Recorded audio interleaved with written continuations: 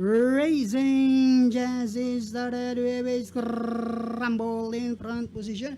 Moving up is precise move. And on the outside on Liver also showing speed now is a sealed with a kiss. In the middle portion now is Espolarium Mangantana comes next. Alongside comes Melania. Then followed now by Distant Thunder. Racing down the backstretch we have Espolarium. By over the length running by the rail is Unliver. And on the outside third. Now is a sealed with a kiss. Next in line is precise move. Moving up in the middle portion is Mangantana. Alongside now is Melania.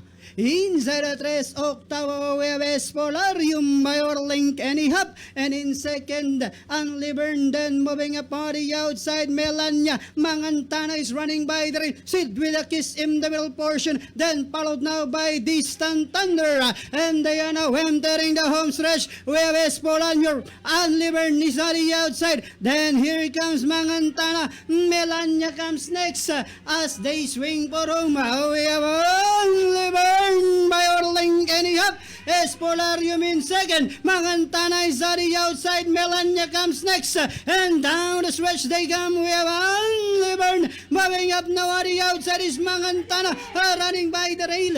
And finally it's Unlivern Mangantana. And then comes Pontrick. Close with Espolarium.